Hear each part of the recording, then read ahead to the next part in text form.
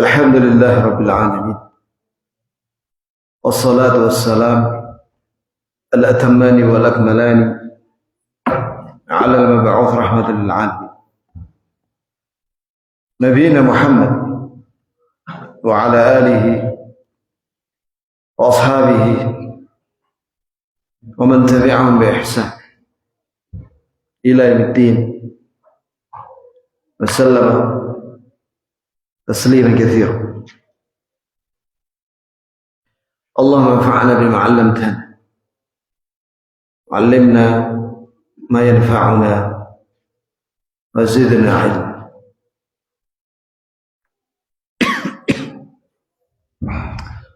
يا أستاذ تريد أن تقرأ؟ ها؟ أو مختلف؟ طيب. قال الشيخ Bakar Abu Zaid rahimahullah ta'ala dalam kitabnya Hilyah Talibul Ilm,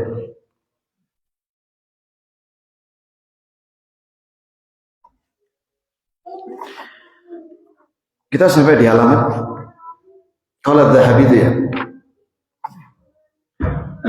Ya, kita nggak apa-apa awali dari perkataan beliau bahwa adab talibul ilm, adab penuntut ilmu, di sini tertulis nomor 2. Ya, kalau yang pertama adalah ikhlas dan mutaba'ah. Seorang talibul ilm harus ikhlas dan mengikuti Nabi Muhammad SAW. Sebab apabila dia tidak ikhlas, maka tidak akan diberkahi. Dan jika dia tidak mengikuti Rasulullah, tidak mengikuti petunjuk Nabi, sunnah Nabi, maka dia akan tersesat. Itu yang pertama. Ada 2 bagian. Yang kedua, di sini kun ala jadati salafis salih. Jadilah engkau mengikuti salafus salih, yaitu para sahabat Nabi SAW. Ikutilah di mereka. Aman ba'dahum, dan juga generasi setelah para sahabat, itu tabi'in. Mimman qafa atharahum fi jami' abwabiddin, yang mana tabi'in mengikuti sahabat di dalam seluruh bab-bab agama.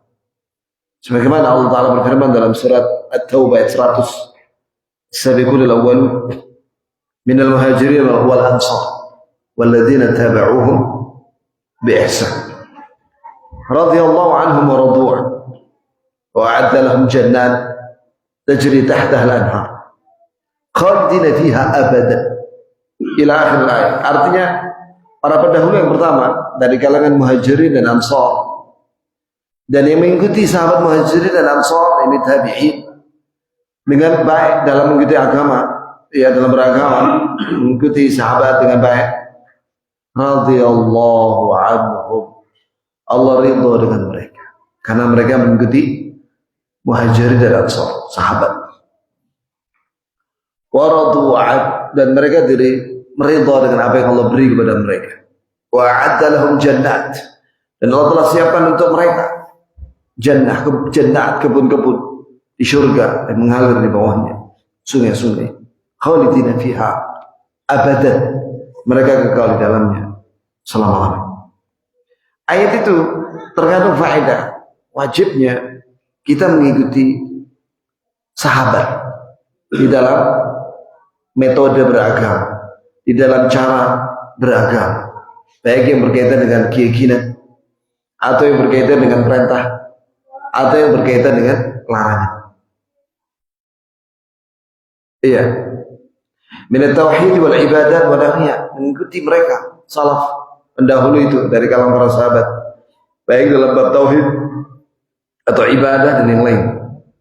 Mutamayyizan bil tizami athari Rasulullah sallallahu alaihi wasallam, dengan memiliki keistimewaan talib itu berpegang teguh dengan athar peninggalan Rasulullah sallallahu alaihi wasallam, itu sunnah-sunnahnya. Wa tawdhifis sunani ala nafsik, dan laksanakanlah sunnah-sunnah itu pada dirimu wahai penuntut ilmu. Wa tarkil jidal, dan tinggalkanlah debat, pertengkaran, wal mirah, pertengkaran, wal khawf, fi ilmu kalam, dan jauhilah olehmu apa itu ilmu kalam. Ilmu kalam itu filsafat. Ilmu filsafat nanti akan dibahas secara rinci oleh penulis maupun pensyarah. Wa ma yajibul atham, dan tinggalkan oleh wahai talibul ilm hal-hal yang menyebabkan kamu jatuh ke dalam dosa-dosa. Ini jauhilah dosa-dosa. Tinggalkanlah. Larilah dari dosa-dosa menuju ketaatan, menuju ilmu, menuju sunnah dengan ikhlas, menuju amal saleh. Fafirru ilallah. Itulah makna ayat dalam surat Az-Zariyat ayat 50. Fafirru ilallah. Ini larilah kamu dari segala hal yang dimurkai menuju segala hal yang dirahmati dan diridhoi. Ya, larilah kamu dari segala maksiat, dari segala penghalang yang menghalangimu dari jalan Allah.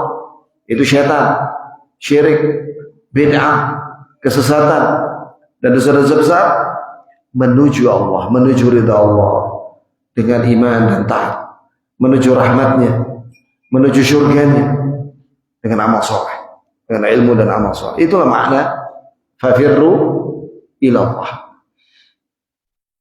wa yasuddu 'anil syarr, dan tinggalkan olehmu segala yang menghalangi syariat, menghalangimu dari syariat.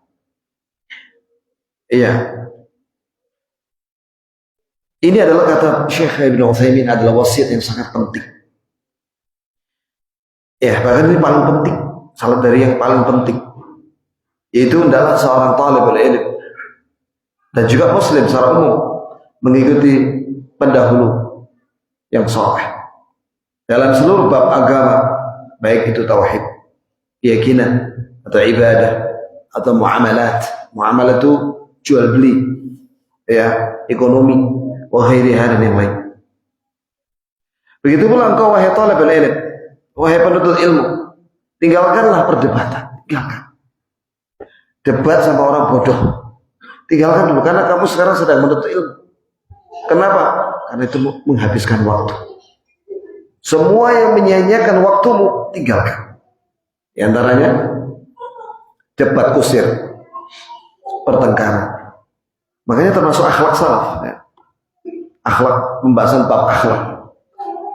Diskusi boleh ilmiah berdasarkan Al-Quran dan Sunnah, ya. Tapi kalau sudah pertengkaran, emosi, tinggalkan. Tinggalkan, jangan dilayan. Itu akhlak, ya, adab Islam. Lianna al-jidal wal mira' huwa al-bab alladhi yughlib tarik as-sahab. Sebab perdebatan dan pertengkaran itu bisa menutup pintu kebenaran. Ya. Kemudian dan debat kusir dan pertengkaran itu menjerumuskan seseorang untuk dia berbicara hanya untuk membela diri saja. Hatta walau misalnya kebenaran itu ada pada musuhnya, dia mengingkar. Nah, ini bahayanya debat kusir dan pertengkaran. Atau dia akan mentakwil dalil musuhnya itu dengan takwil yang jauh dalam rangka untuk membela dirinya dan untuk mengalahkan musuhnya, dan memaksa musuhnya untuk mengambil pendapat. Ya, diskusi itu tidak perlu dengan suara teriak-teriak. Diskusi cukup dengan dalil. Sampaikan dengan dalil, dengan adab, dengan Al-Quran dan hadis dan penjelasan para ulama. Cukup. Ya. Dia terima, alhamdulillah. Enggak terima, ya mas. Urusan sama Allah Subhanahu wa ta'ala. Kemudian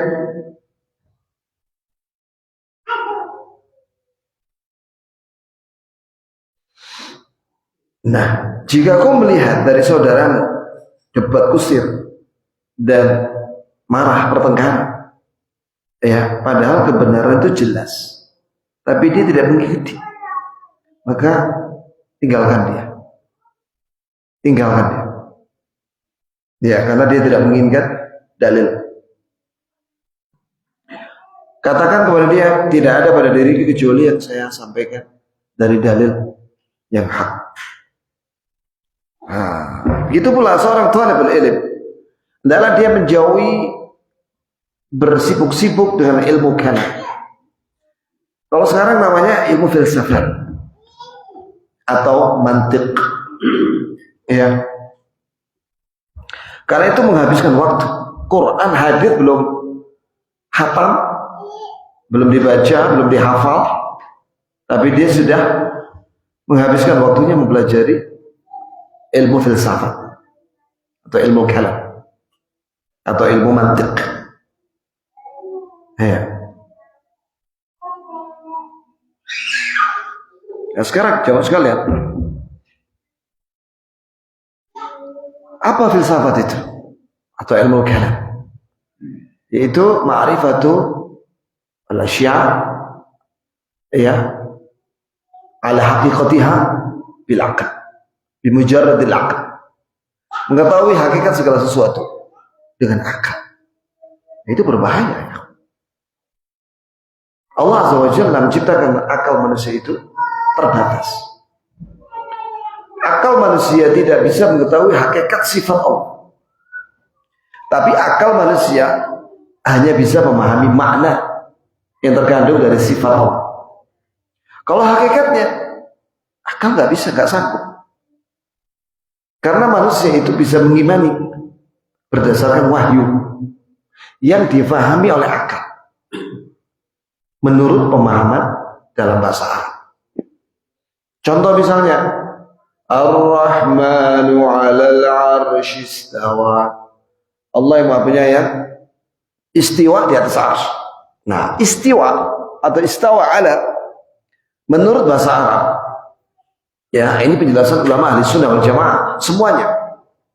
Bahkan juga Imam Bukhari dalam sahihnya itu menjelaskan bahwa istawa ala itu sinonim semakna dengan ala wartafa, tinggi dan meninggi.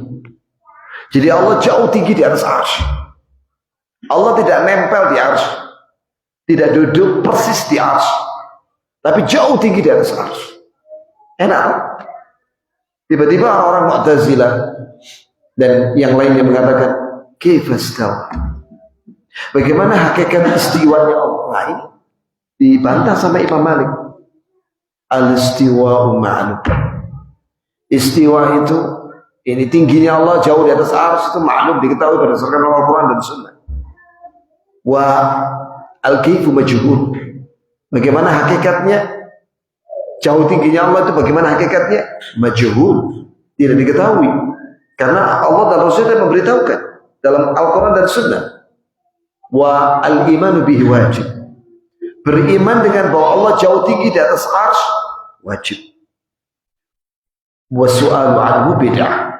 Dan bertanya tentang hakikat sifat itu bid'ah. Begitu jawaban dari Imam Malik. Maka itu jadi kaidah ya untuk seluruh sifat Allah. Ketika antum membaca nama yang terkandung di dalamnya sifat Allah, maka langsung terapkan 4 hal itu. Beriman dengannya, maklum. Ya. Menetapkan sifat itu maklum berdasarkan Quran dan Sunnah. Mengimaninya wajib. Adapun hakikatnya majhul, enggak diketahui. Karena enggak dijelaskan oleh Allah dan Rasul. Kemudian bertanya tentangnya bid'ah. Jadi bertanya tentang hakikatnya itu bid'ah. Nah, orang filsafat kepingin bertanya hakikatnya dengan akal, enggak bisa. Karena akal manusia itu terbatas. Sebagaimana panca indera manusia itu terbatas. Contoh, mata. Mata ini terbatas. Dia tidak bisa melihat bakteri, virus langsung. Bahkan bakteri atau virus yang nempel di pipi, dia nggak bisa lihat. Kecuali setelah digosok begini, kemudian diletakkan di bawah mikroskop elektron, baru terlihat ada bakteri bergerak-bergerak. Gitu. Mata manusia tidak bisa melihat bakteri secara langsung. Dengan mata begini langsung nggak bisa. Berarti ada keterbatasan. Begitu pula mata manusia tidak bisa membaca buku ini, ya, langsung tanpa teleskop dari jarak 20 meter. Jangankan 20 meter, 10 meter nggak bisa baca. Ya kan Pak? Berarti mata ini ada keterbatasan. Begitu pula telinga kita, panca indera kita di telinga memiliki keterbatasan. Kita tidak bisa mendengar suara semut berjalan. Semut, kalau kita bisa mendengar, wah ada semut nih. Nah, ya kan? Yang mau gigit kita. Tapi kita nggak mendengar suara semut. Kalau kita bisa mendengar suara semut, wah kayak soturu ya. Semutnya kru, kecoa datang kru, cicak apalagi. Opo mana corot, wah tambah banteran mana suara. Iya kan? Nah gitu. Jadi telinga kita ini ada keterbatasan. Maka manusia harus sadar bahwa apa yang Allah beri kepada kita, akal, pendengaran, penglihatan, itu terbatas.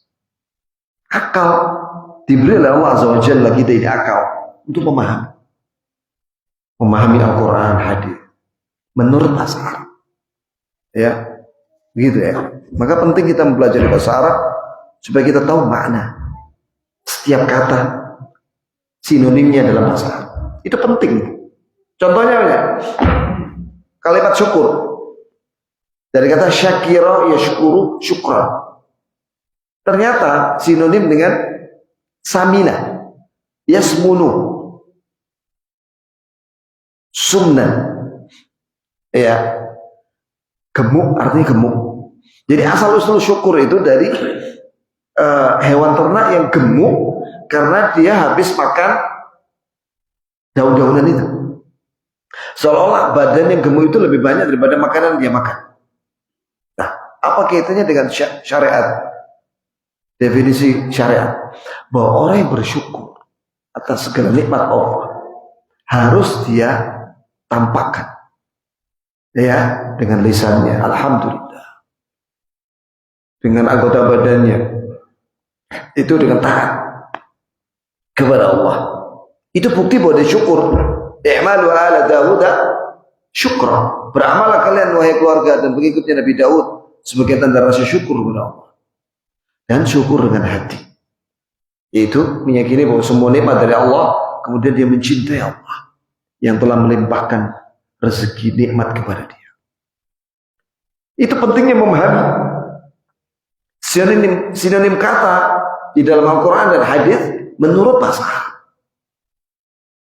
Nah, tentunya dijelaskan oleh para ulama, ya, sehingga ada kaitannya dengan pengertian secara syariat. Orang kalau tidak memahami makna secara bahasa, dia akan sesat. Mu'tazilah dan Asy'ariyah dan Maturidiyah, ketika dia mentakwil istiwa, ya, yang seharusnya artinya ala wartafa, tinggi dan meninggi jauh, mereka mengartikan istawla, menguasai. Padahal di dalam kamus Arab tidak ada istawa sinonim dengan istawla, itu tidak ada. Nah kan, karena mereka tidak komitmen dengan pengertian secara bahasa Arab, akhirnya apa? Menyimpang. Itu dia. Apalagi yang lainnya. Nah, orang-orang filsafat, mereka menginginkan mengetahui hakikat sifat-sifat Allah. Wah, ini kan bahaya. Akhirnya mereka mentakwil. Akhirnya mereka ada yang mentashbih, menyerupakan dengan makhluk. Akhirnya ada yang mentaktil, itu menolak sifat Allah. Bahaya. Ilmu kalam, filsafat pertama kali diterjemahkan di zamannya Imam Ahmad di Raja Ma'mun. Ada khalifah namanya Raja Ma'mun. Dia senang ilmu tapi kebablasan. Ilmunya Aristo, Plato, Sokrates, ya. itu diterjemahkan ke dalam bahasa Arab. Bahkan dia saking senangnya dengan ilmu yang sampai termasuk juga ilmu kalam, ilmu filsafat. Akhirnya itu setiap orang ngarang buku, bukunya ditimbang. Berapa gram, maka dikasih dia uang emas, dinar. Seberat bukunya. Akhirnya tulisannya gede-gede orang. Tulisannya gede-gede, kertasnya tebal-tebal. Supaya semakin berat bukunya. Akhirnya semenjak diterjemahkan buku-buku filsafat ke dalam bahasa Arab di zamannya Al-Ma'mun, mulai muncul kelompok Jahmiyah yang menolak sifat Allah. Muncul kelompok Asy'ariyah. Mu'tazilah dulu, baru Asy'ariyah, baru Maturidiyah. Ya. Nah itu liberal. Zaman sekarang liberal. Jadi kelompok Mu'tazilah, Asy'ariyah, Maturidiyah ini melahirkan generasi namanya liberal. Karena mereka pakai akal untuk memikirkan segala sesuatu. Hakikat segala sesuatu. Wassalamualaikum. Oleh karena itu para ulama membantah ilmu kalam. Ya, seperti Syekhul Islam bin Taimiyah dalam kitabnya Ar-Raddu al-Mantiqiyyin dan juga Naqdul Mantiq. Saya punya kitab Ar-Raddu al-Mantiqiyyin. Kalau Naqdul Mantiq saya nggak punya. Ya. Kemudian juga Imam Syafi'i sebelumnya mengatakan ra'yi fi ilmu kalam, fi ahli kalam. Ra'yi atau hukmi fi man aqbala ala ilmu kalam wa taraka al-kitab wa sunnah an yutafa baina al-ashair wal qaba'il wa yudrabu bin ni'al wal jarid wa yuqal hadha jazaa'u man aqbala ala ilmu al-kalam wa taraka al-kitab wa sunnah.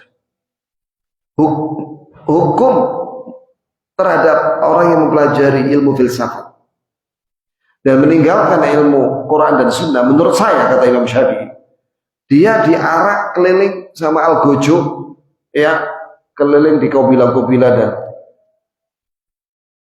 pedesaan, sambil dipukuli pakai sandal dan pelepah kurma, dan diumumkan bahwa ini hukuman terhadap orang yang sibuk dengan ilmu filsafat dan meninggalkan Quran Sunnah. Imam Syafi'i itu. Ya. Kemudian di sini juga dibawakan qala Adz-Dzahabi rahimahullah. Berkata Imam Adz-Dzahabi semoga Allah merahmatinya. Ya. Dalam kitabnya Syiar min Alamin Nubala. Ya. Wa sahha 'an ad-Darqutni. Sahih diriwayatkan dari Imam Ad-Darqutni, Amirul Mukminin fil hadis. Annahu qala ma syai'un abghadha ilayya min ilmi al-kalam. Tidak ada sesuatu yang paling aku benci kecuali ilmu al-kalam, itu filsafat.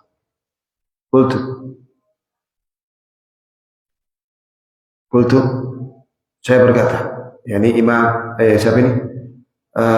Penulis Bakar Abu Zaid rahimahullah berkata, lam yadkhulir rajul abadan fi ilmi al-kalam wal jidal wa nakhadha bidzalik bal kana salafiyya. Iya. Oh, ini masih perkataan dari Imam Ad-Darqutni. Jadi Imam Ad-Darqutni mengatakan, tidak ada sesuatu yang paling aku benci melainkan ilmu kalam, ilmu filsafat. Tidak boleh seorang talibul ilm masuk ke dalam ilmu kalam, ilmu filsafat, dan memperdebatkan, masuk ke dalam perdebatan ilmu filsafat, dan tidak boleh dia berdalam-dalam dalam ilmu itu. Tapi seorang talibul ilm adalah salafiyah. Ya. Ya. Terus kata Syekh Muhammad bin Shalih Al-Utsaimin, bahwa Imam Ad-Darqutni membenci ilmu kalam. Ya. Karena akibat buruk daripada mempelajari ilmu filsafat, buruk, banyak keburukan, yaitu menghabiskan waktu tanpa ada faedah. Dua, dia akan menjadi orang yang ragu. Sebagaimana perkataan siapa? Imam Ar-Razi, ya, yang ngarang buku tafsir Al-Kabir, tafsir, dan dia ngarang buku apa itu satu yang menjadi kaidah di dalam filsafat, ya, udah dibantah oleh Syekhul Islam bin Taimiyah, judulnya Dar'u Ta'arud Bainal Aqli wan Naql, 11 jilid. Nah, di dalam buku itu apa namanya? Tafsirnya itu dia mengatakan, aku telah masuk ke dalam ilmu filsafat ini, ilmu kalam ini lebih dari 30 tahun. Dan aku tidak mendapati kecuali qila wa qala. Qila wa qala itu dikatakan. Dan aku semakin ragu. Dan aku bertobat kepada Allah, aku kembali kepada keyakinannya Ajaiz Naisabur. Ajaiz Naisabur itu tokoh-tokoh Naisabur seperti Imam Bukhari, Muslim, Abu Dawud, Nasai, Tirmidzi, begitu ya Pak. Jadi dia menyesal dia. Di akhir hayatnya dia menyesal karena menghabiskan waktu mempelajari ilmu filsafat.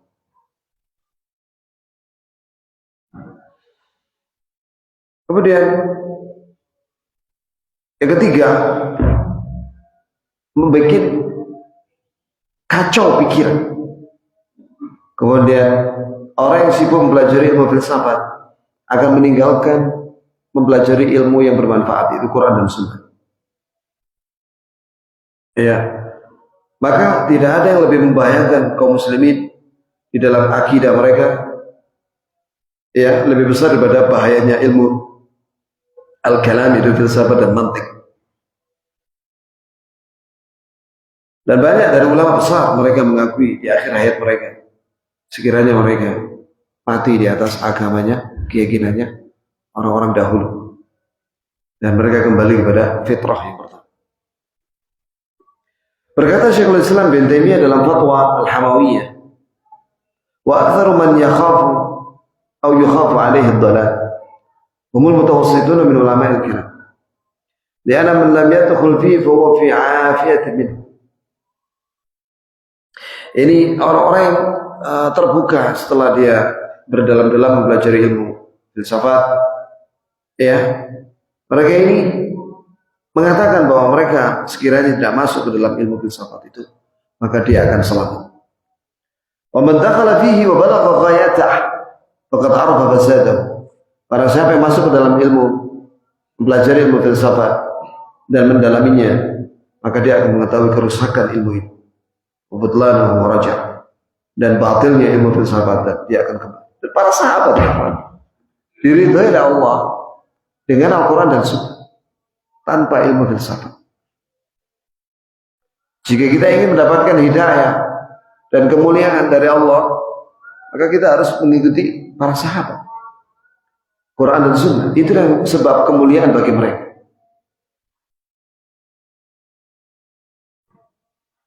Dan saya mau tanya antum, apa keyakinannya Plato, Aristo, Socrates, dan tokoh-tokoh filsafat itu apa keyakinan?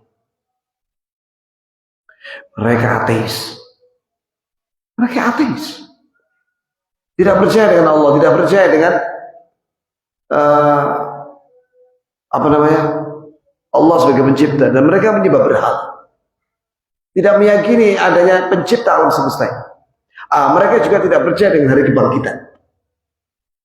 Mereka tidak percaya dengan hari kebangkitan. Socrates itu dalam biografinya, dia itu kemana-mana dia mengkritiki pemerintah. Pemerintah dikritisi terus, dimanapun dia berada, dimaki-maki. Salah satu pengagumnya Socrates itu ya Rocky Gerung. Baginya dia kemana-mana protes saja kan. Pada akhirnya Socrates itu dihukum mati. Mati dia. Dihukum mati. Dengan dalih kebebasan berekspresi. Yang ekstrem dari kebebasan berekspresi ini ya kayak di Swedia dan Denmark. Ya, mereka ini membakar Al-Quran dengan dalih kebebasan berekspresi. Nah ini bahayanya demokrasi. Demokrasi itu dari filsafat. Salah satu ajaran filsafat itu yang paling utama adalah demokrasi. Itu yang ada buku tebal segini. Kerusakan demokrasi, lebih dari 100 kerusakan, bahkan sampai 200. Karya muridnya Syekh Mukbil. Itu bahaya demokrasi. Tapi banyak orang Islam nggak paham masalah.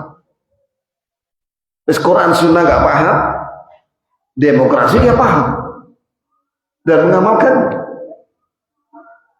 Apakah dia dengan demokrasi dia akan masuk surga dan diridhoi oleh Allah Subhanahu wa taala? Bukankah Allah itu meridhoi kita karena kita berpegang pada Quran hadis? Taraktu fikum amran la tadillu tamassaktum bihima kitabullah wa sunnati. Aku tinggalkan untuk kalian dua hal. Tidak sesat kalian selama-lamanya jika berpegang dengan dua hal itu, yaitu kitabullah Al-Quran dan sunnati. Sunnah. Tidak ada di situ wa ta'ali Plato, ajarannya Plato. Mana ada? Kemudian non muslim. Kenapa nggak sekalian aja ajarannya Firaun dipelajari? Firaun. Ya, itu ada di Quran, itu perkataan Firaun. Perkataannya Firaun itu ada di Quran. Disebutkan beberapa kalimat Firaun itu disebutkan dalam Al-Quran. Kenapa nggak ada madhab ilmu Firaun? Ya kan sama aja kafir. Plato itu kafir juga. Socrates ya kafir. Kenapa umat Islam berbangga dengan pemikirannya dia? Ya, padahal kalau ingin sebenarnya mempelajari ilmunya orang kafir itu hal yang bermanfaat saja, seperti ilmu militer,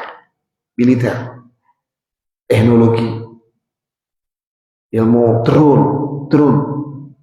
Jadi untuk menghadapi OPM pakai drone aja, ya kan? Tembak dari udara, selesai. Gak perlu ngirim-ngirim tentara lagi dah berhadapan sama OPM. Pakai drone, tembak Islam pakai drone. Kirim 10 drone, ya, ke 10 lokasi.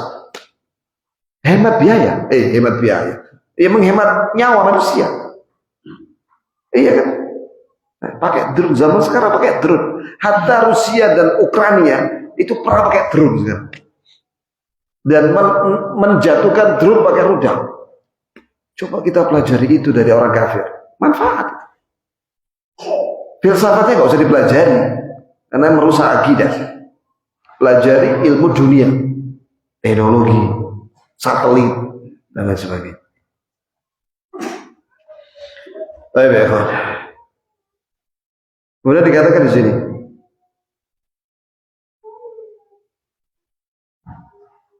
kata Syekhul Islam bin Taimiyah, orang-orang yang sudah mendalami ilmu filsafat dan menjadi pakarnya filsafat, fayadillu, mereka sesat, fayudillu, dan menyesatkan orang lain.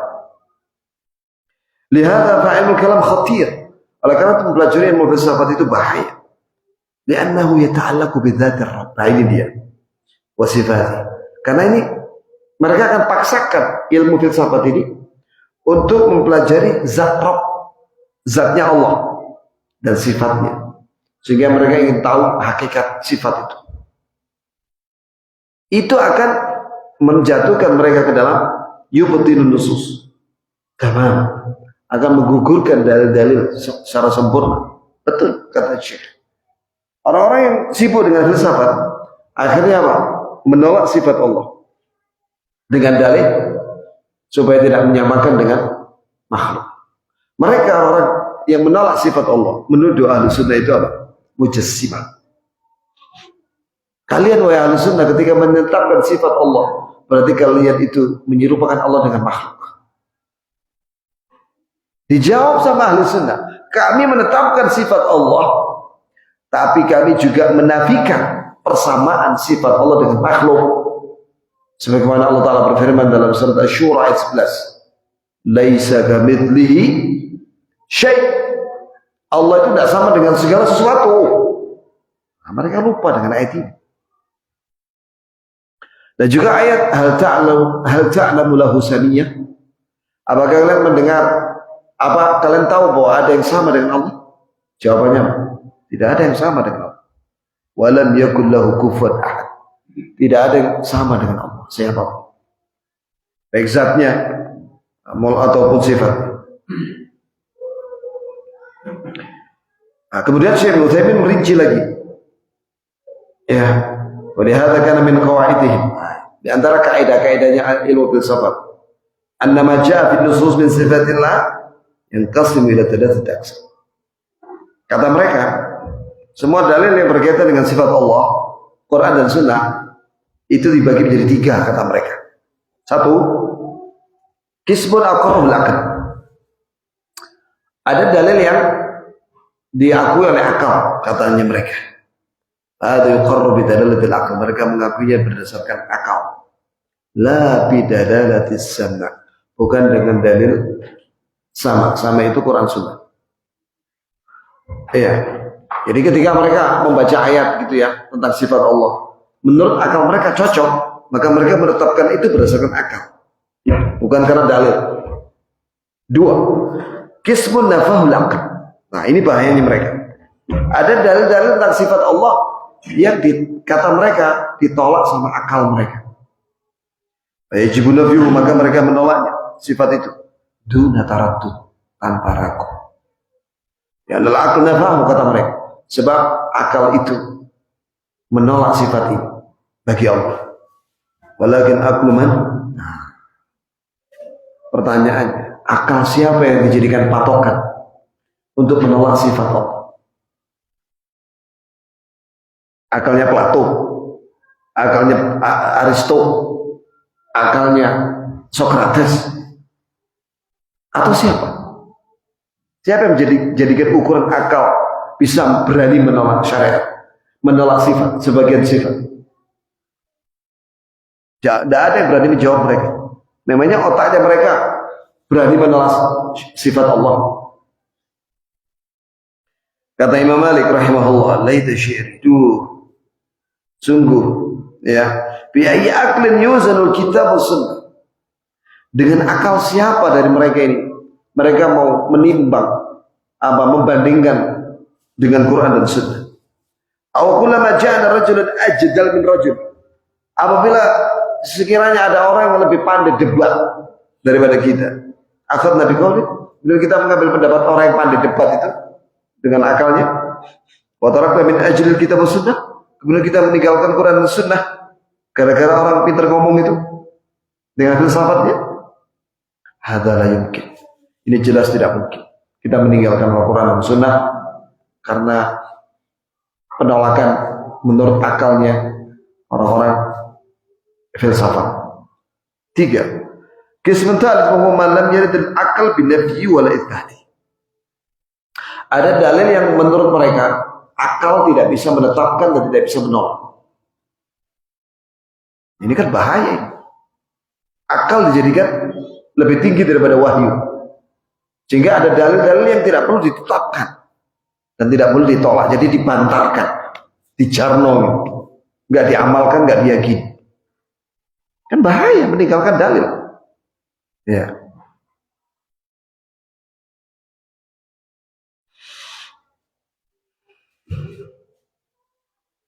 Faman qala inna syartal itsbat dalalatul aql fa innahu yuridduh. Dan al-aql lam yuthbithu. Ya. Jika syarat menetapkan sifat itu adalah dalil akal, ya, maka dia akan terbantahkan. Sebab akal dia tidak menetapkannya. Sedangkan dalil menetapkan. Mana yang mau dipilih? Dalil menetapkan bahwa Allah di atas arsy. Akalnya orang Mu'tazilah dan Jahmiyah dan yang lainnya, Asy'ariyah, Maturidiyah, tidak menetapkan Allah di atas arsy. Kita mau pilih akalnya filsafat atau dalil Quran yang jelas? Quran. Kalau menurut orang filsafat, mereka pakai akal.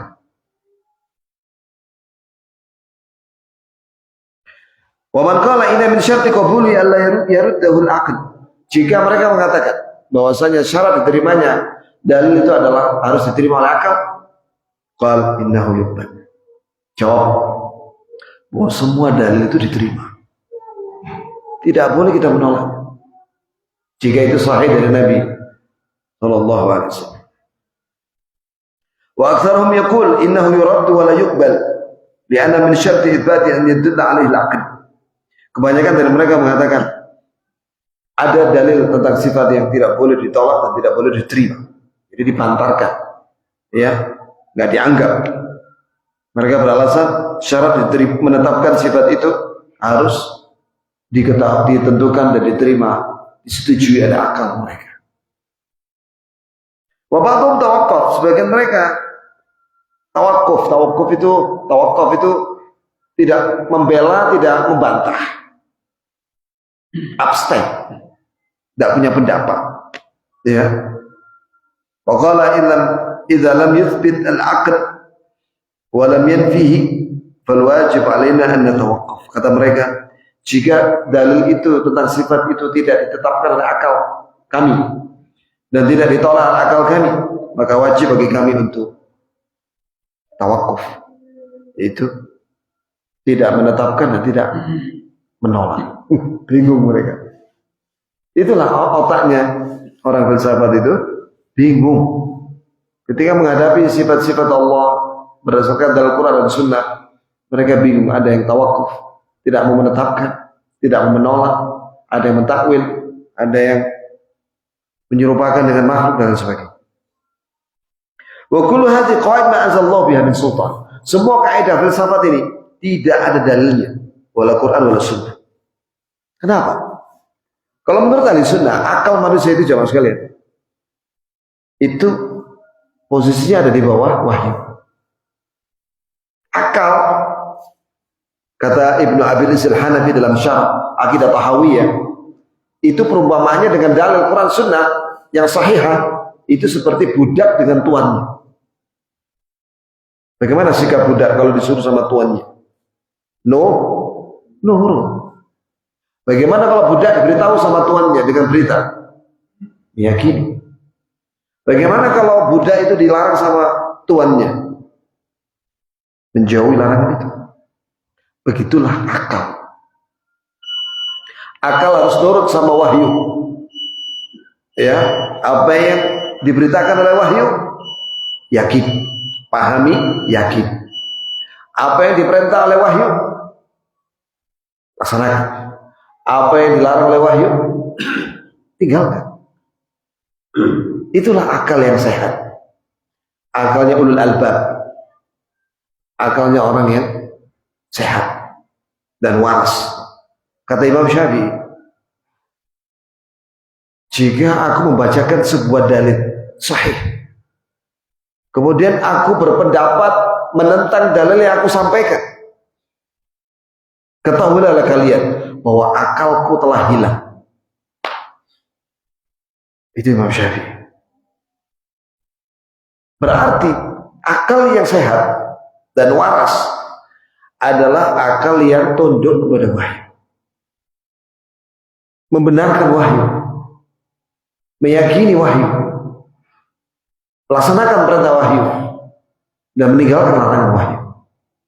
Itulah akal yang sehat.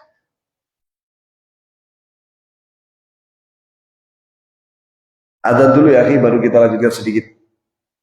Sudah adzan, sudah masuk tak? Ya, adzan dulu ya. Baru kita lanjut sedikit karena kita ini cuma sebulan sekali. Dilanjut badal adzan, bismillah.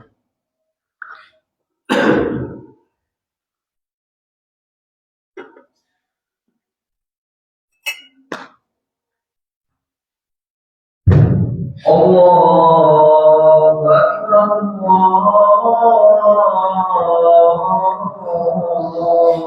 Akbar, Allahu Akbar, Allahu Akbar. Asyhadu an la ilaha illallah. أشهد أن لا إله إلا الله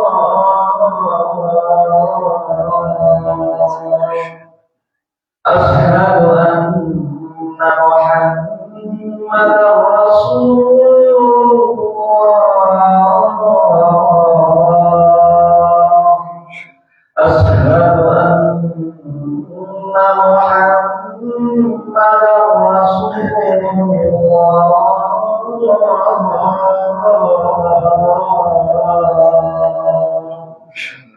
حي على الصلاة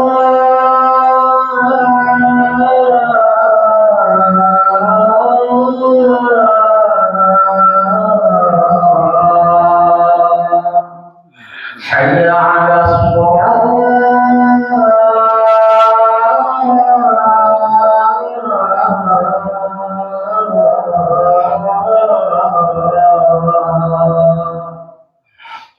حي على الفلاح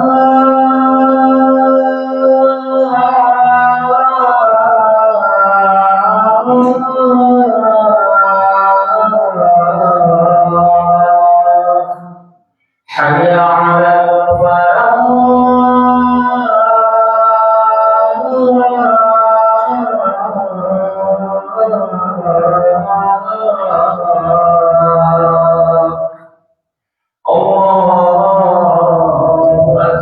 الله أكبر الله أكبر لا إله إلا الله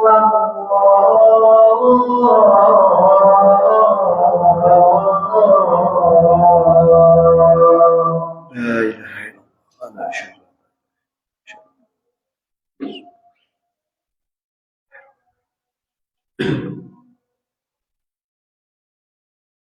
Berkata Syekh Muhammad bin Shalih Al-Utsaimin, "Dhallu biha wa adallu." Orang-orang yang menetapkan kaidah-kaidah ini ya untuk menolak wahyu Allah berkaitan dengan sifat Allah. Karena alasan mereka bertentangan dengan akal mereka, maka mereka disesat dan menyesatkan orang lain. Wal-iyadu billah. Wa tagabu, dan mereka melakukan dosa besar.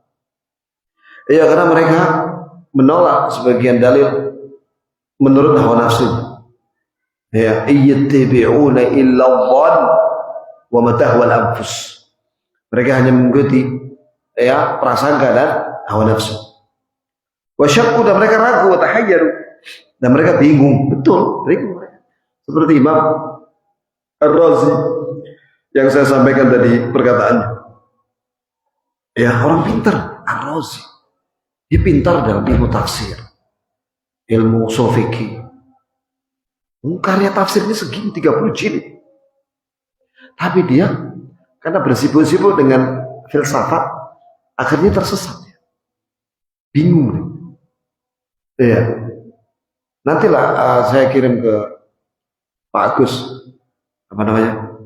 Perkataan Imam Ar-Razi ini nanti antum share di grup Batu ya, mengaji. Bagaimana penyesalan Imam Ar-Razi setelah dia mempelajari ilmu filsafat selama lebih dari 30 tahun. Ya, menyesal. Tidak ada yang dia dapatkan kecuali keraguan. Insya Allah saya share nanti. Perkataan Imam Ar-Razi ada dalam bahasa Arab dan dalam bahasa Indonesia. Walihada aktsarun nasi syakkan indal maut hum ahlul kalam. Wal iyadu billah. Orang yang paling banyak ragu di akhir hayatnya itu orang-orang filsafat. Yang menggeluti filsafat. Di akhir hayatnya ragu dia dengan Islam. Kemarin saya ceritakan wakil rektor UNS cerita sama kita waktu dalam daurah itu ya tentang pendidikan. Bahwa dia lulusan S3 Belanda psikologi. Nah, di sana itu ada materi namanya ilmu lintas budaya. Ilmu lintas budaya ini orang ketika mempelajarinya tidak boleh dia meyakini satu agama apapun sebagai agama yang paling benar. Tuh kan itu bahaya sudah. Nah banyak juga ternyata ilmu lintas budaya ini bukan hanya dipelajari di fakultas psikologi, tapi juga di fakultas lain. Nah, di situ juga ada pelajar-pelajar Indonesia dari Afwan ya, dari UIN yang dikirim untuk S2 S3 belajar teologi di Belanda. Dan mereka belajar ilmu lintas budaya. Suatu ketika bertemu mereka di musola, jam sholat. Maka wakil rektor ini ahli sunnah, Masya Allah. Jenggot dia, ahli sunnah. Dan dia bilang sama kawan-kawan yang belajar ilmu teologi karena mereka dari ilmu agama basicnya. Kalian jadi imam lah. Kan kalian dari fakultas agama. Apa kata mereka? Kami aja ragu dengan Islam. Stop. Ini saya mendengar langsung dengan telinga saya. Mereka ragu. Orang-orang yang belajar filsafat itu ragu dengan Islam. Maka benar apa kata Syekh Ibnu Utsaimin? Orang yang paling banyak ragu ketika mau mati itu orang-orang filsafat. Bahwa yataraddadun. Mereka ragu. Halillahu jauhar aw arab.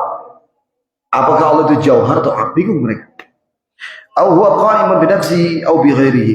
Apakah Allah itu berdiri sendiri atau bersama yang lainnya? Bingung mereka. Al yaf'alu aw la yaf'al. Mereka bingung antara apakah Allah berbuat atau tidak berbuat. Hakadha idzal maut. Itulah yang mereka terjadi pada mereka ketika menjelang mati. Fayamutu wa syak. Mereka mati dalam keadaan ragu.